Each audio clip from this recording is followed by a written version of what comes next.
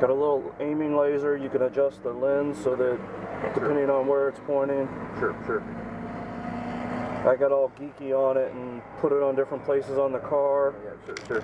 To figure out what the settings were and aiming and. Sure.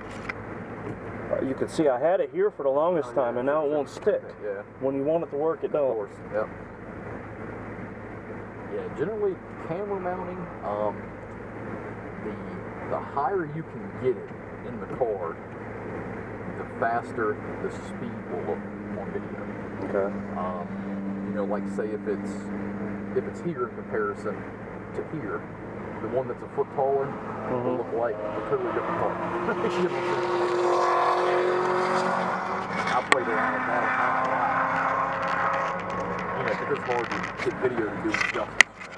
Video always looks like you're just crawling. Yeah. But the higher up pointing down always looks like more speed. Or more close to being realistic. So. Yeah, I mounted this on the back window here. Okay. And outside the car because I wanted to, you know, see how bad the microphone was. Sure. Video was unwatchable. Oh, yeah, so much wind noise. Oh, yeah, sure. I tried this little foam thing based on Google. Didn't work. Yep. Yeah, I don't know about on those, but of course the GoPros you can get the microphones that are external. You know, the cord on them. So you could run it inside, out of the wind. Of course, most people will just take that and run it and put it in the trunk. That way there's no wind noise and you can hear exhaust, of course.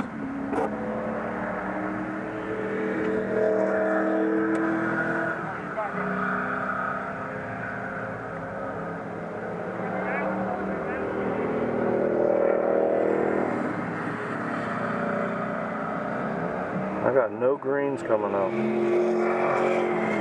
The yellow just tried to line up. Okay.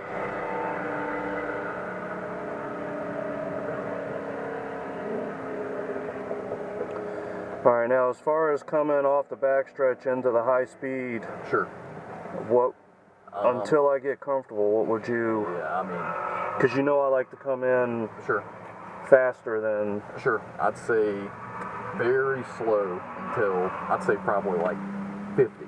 I mean, I know that sounds ridiculous, but we don't know if there's like puddles down there, and the puddles is what you got to watch. The wet track is not so bad just as far as the surface being wet, but if there's standing water, that's... Hydroplane. You got it. Yep. That's when bad shit. It looks like these guys, I'm trying to watch them, they're going in there pretty conservatively. So I'd say we're probably going to do the same thing. I don't know if there's standing water down there.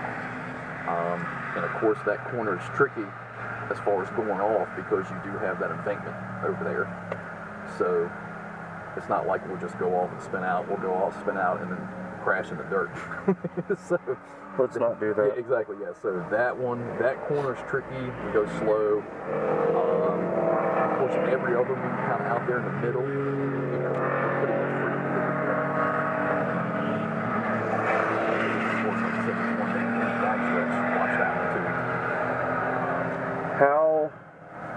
Honestly, how do I build more speed coming out of this? Because this was my problem. Turn 11, I think they called it. Yeah. Only way to build speed out of a tight corner like that is to get the car rotated before you go in the corner. So what I mean by that is sideways, but not, if that makes any sense.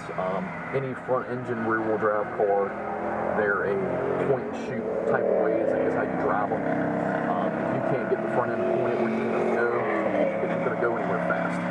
So what I mean by that is when you come into the corner, you know, basically the car has to rotate around to point the front end out the corner. Then you can get on the gas and, you know, point and shoot. It's kind of like riding a motorcycle. That's how motorcycles get fast around tracks. It's a point and shoot type of thing. Same thing in a front engine rear wheel drive car. Now, if we were, of course, in a rear engine rear wheel drive car, completely different because it will turn. You know, the motor weight's not on the front tires to make it push. Any of these things, generally, you know, they have to rotate. Like I said, and of course, what I mean by that is not drifting, but it has to be in a controlled slide. Just ever so.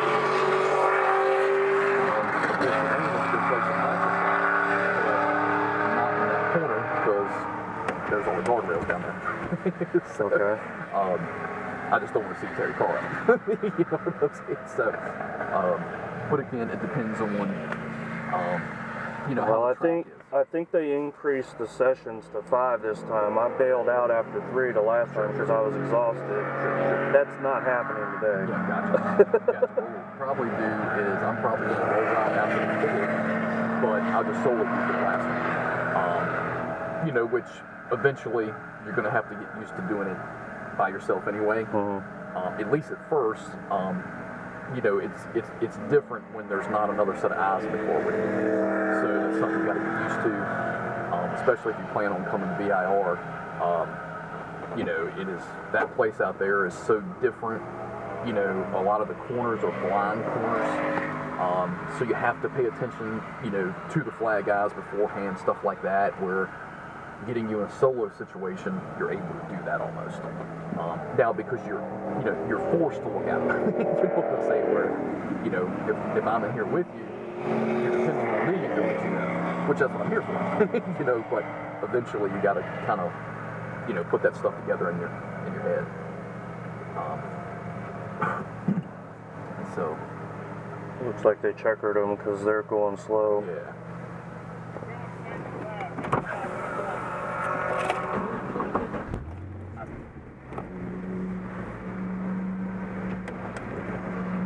Maybe not. Maybe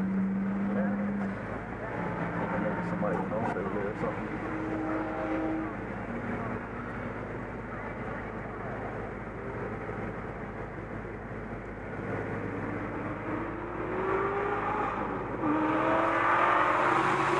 Sounds healthy.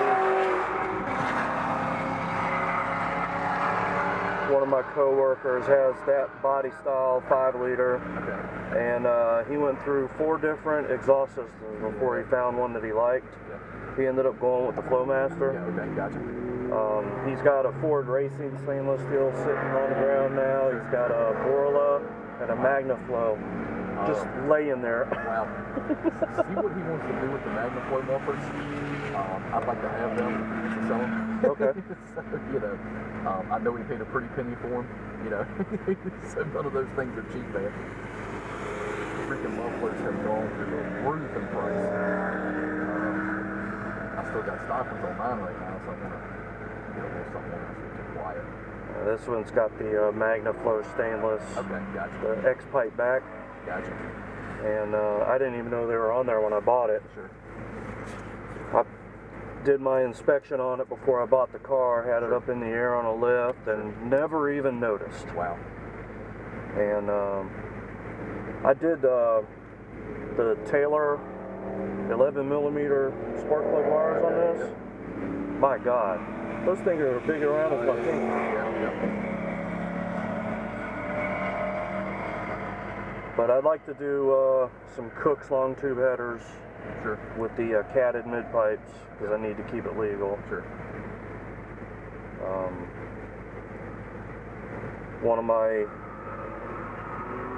friends, I guess, he owns a shop in Chesapeake called All Aspects Motorsports. His name's Keenan Weber. Okay. He's got a lot of customers that are doing the Corvettes, so he's got a lot of LS experience. Yeah, sure. And I'm trying to get with him to coordinate a reasonable, streetable package that isn't going to upset my wife. Oh yeah, sure. But still allow me to stay in front. Sure. I don't think those two are compatible. I mean, the bad thing about an LS is they need a camshaft to really run good. Of course, the downfall to that is most of all your streetability is gone. I mean, of course, it's still drivable, of course, but, you know, you're going to get the, you know what I'm saying? You know, my wife will not. Exactly, yeah. So, I mean, of course, you know, just the basics. You know, these things respond pretty well. Of course, the headers and, you know, all the other little small bolt-ons, you know, pretty much limited from there. And you know, when you put my cylinder head on it, because you're not going to have a camshaft That'll breathe. Yeah.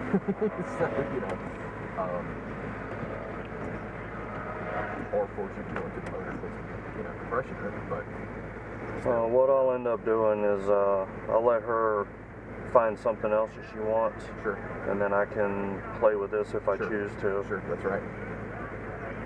My thing's always been four-wheel drives. Sure, I got a Bronco that's putting out 600 horses to the rear wheels. Oh, wow. Naturally aspirated with a carburetor. Sure, sure.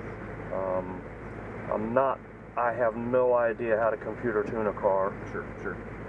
I can fix factory stuff, but sure, as far as sure. getting in there and playing with the data PIDs, I'm clueless. Sure. Retarded almost. Well, that's okay. That's what, yep, that's no problem. Like I said, it's, these things are pretty basic. You know, not much to it, like I said. Between what he can do as far as tuning-wise is concerned, and of course a set of headers on this thing, pretty good improvement. I think I agree with you. An extra 100 would make it fun. Oh yeah, oh absolutely. That would be 447. Sure. Z28 must have went off. I see all kinds of grass in this. That car sounds incredible. Yeah.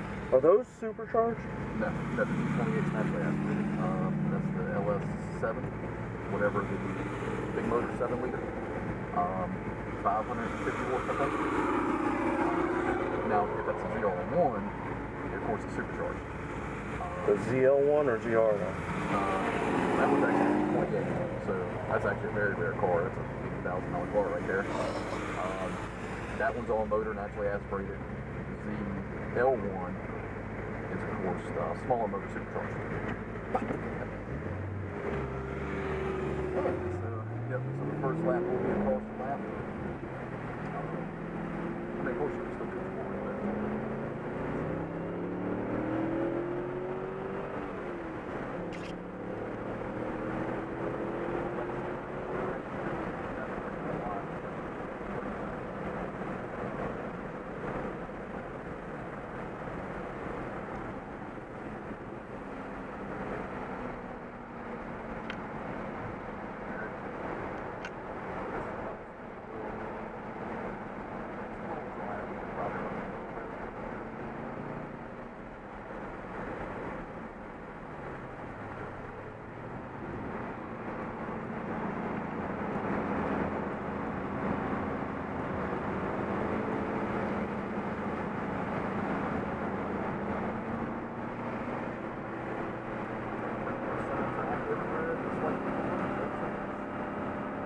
Tire marks are showing up.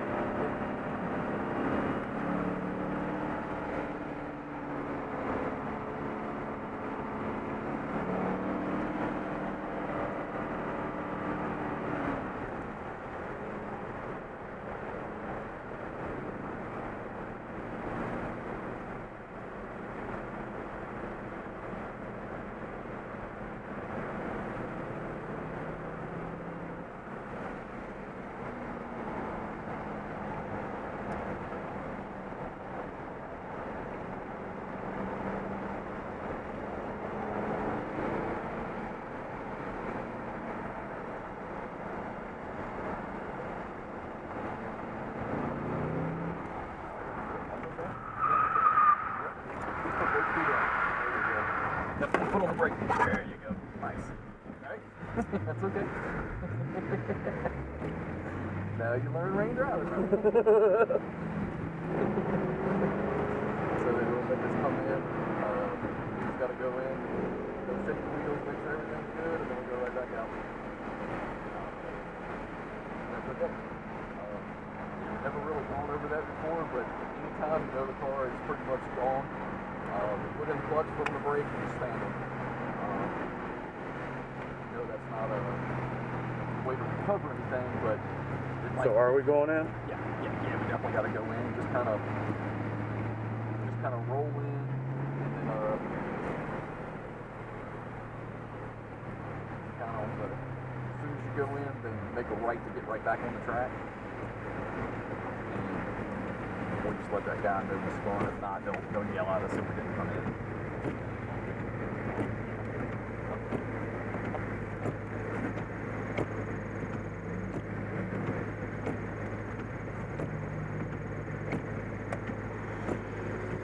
Got that on camera. Yeah, that's all right. That's not a good thing. Well, that's okay.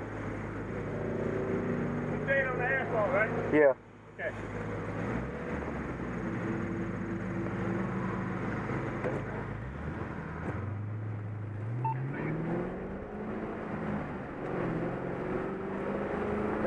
That was an interesting ride. Yeah, that's okay. No problem.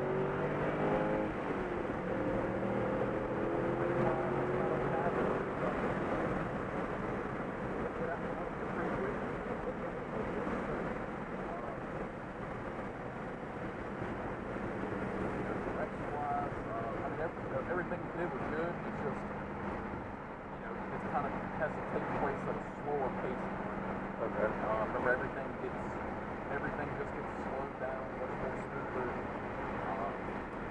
But that's okay. I mean, stuff like that, you'll have to do that 10 times before it'll finally click and say, oh, okay, that's what I did wrong.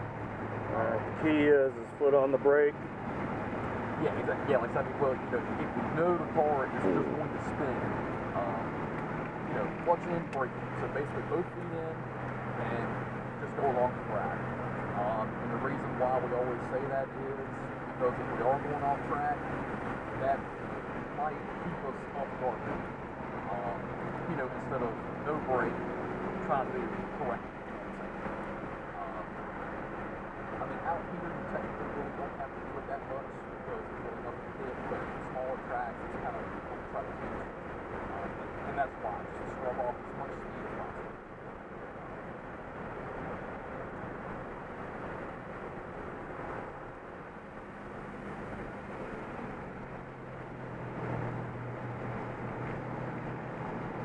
Now I was kind of focused on not wrecking the car. Yeah, sure. When I come up to that area, can you show me what I did wrong? Yeah, well, absolutely. Well, basically, Because I came out of here too fast, right? well, not so much too fast, it's a little bit more throttle input than what we needed. So of course the car was no bounce. It was more of an overcorrection thing. Kind of letting off the gas at the same time. Remember, a car that has no weight on the back tires is more likely to kick the back on. So remember, anytime you let off the gas, all the weight is forward. So of course, therefore, there's no weight on the back tires. Kind of the key to drifting is getting a good balance with your car. We drive it with the gas pedal. Like here, you can get a little bit more gas. There you go. See how smooth that was when you put the gas?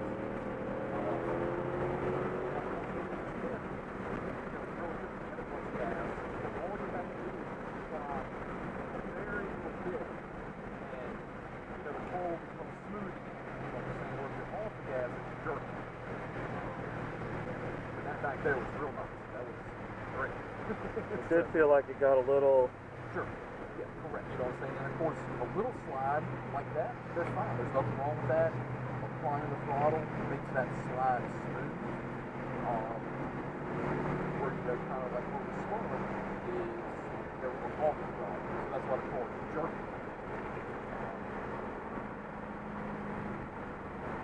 Of course, like this one here is kind of the same way.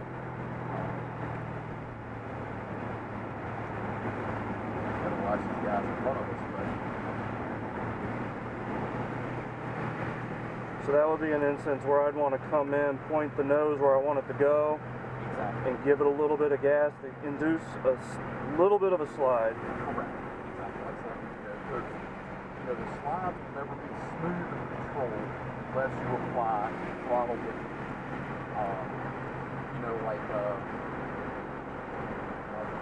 Let's get past this last one pile right here. But you just kind of like give it say it like you just kind of touch the throttle a little bit. Of course, it's wet, it's just going to kick out. But, once it kicks, you just kind of hold kind of like steady, easy, 20% pedal. That thing will just drift and slide and be just as pretty. But the first time you let off the gas is when it's going to be it's going to jerk and spin the car. So that's why you kind of have to slowly come off the gas. I mean, it's like you said, drive it with the gas pedal. Exactly. You know what I'm saying? I mean, it's important.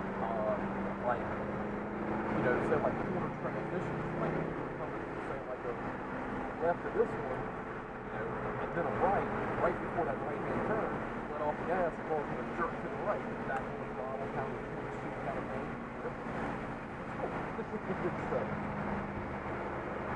like this one here is really relax and practice that again.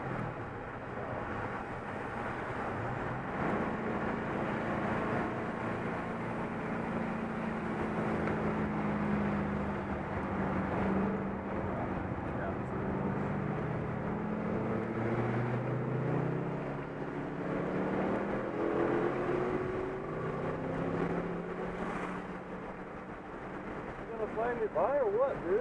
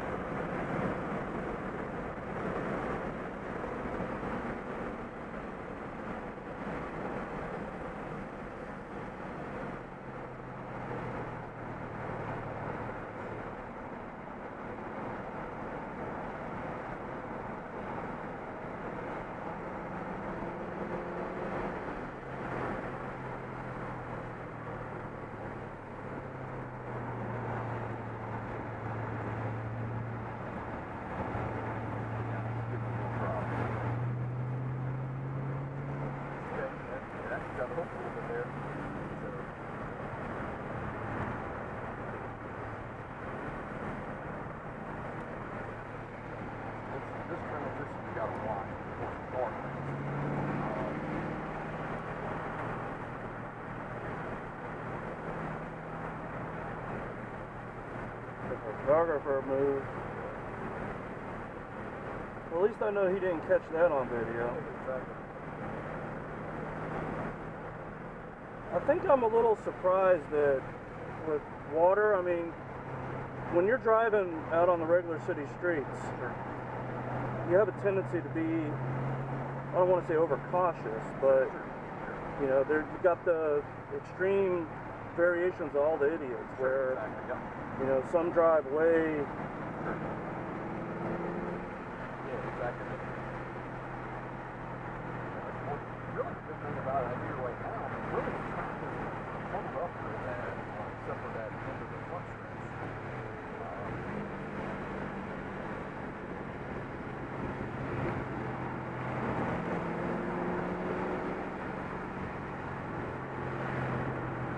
Now, is that Porsche all-wheel drive?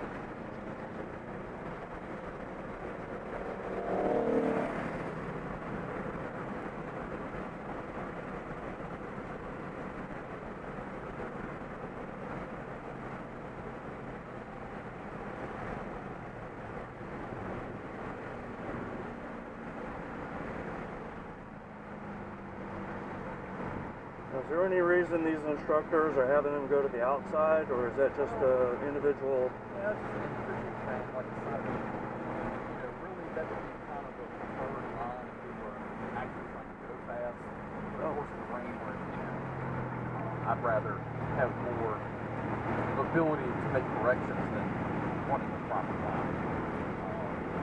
You know, of course, in the rain, there is no proper line. You watch cars that actually race in the rain, they're completely offline from where they are in dry racing. You know what I'm saying? So, they've also swapped out tires, sure, and exactly. You know, all the rules are different. Exactly. She slid a little there, it felt like. Yeah, like I said, I mean,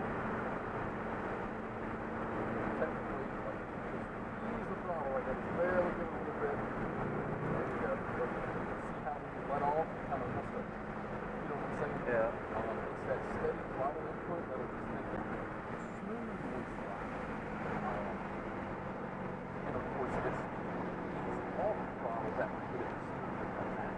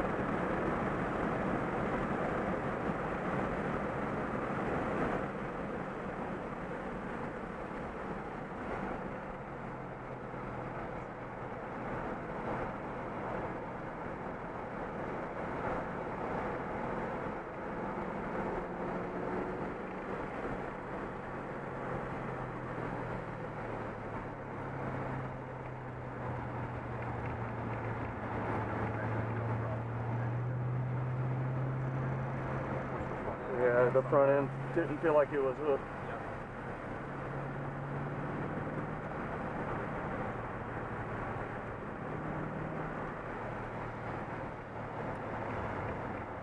Well, maybe later in the day. I don't know if I'm ready for it. Oh, that's fine. That's fine. Like I said, there's no problem at all. So you're in no hurry. We're just going to steady pace.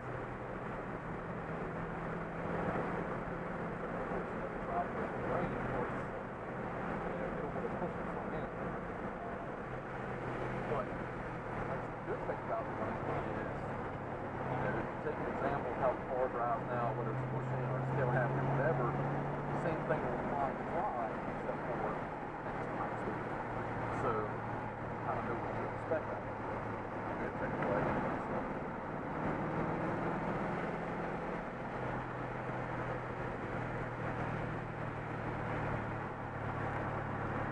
That was fun. Yeah, man, absolutely. Even spinning out. No, yeah, like I said, I mean, man, don't get me wrong. I mean, to ever become fast, you're going to have to stop. You're going to have to push the wheel. So you can figure out what works and what don't. That's the only way that we learn.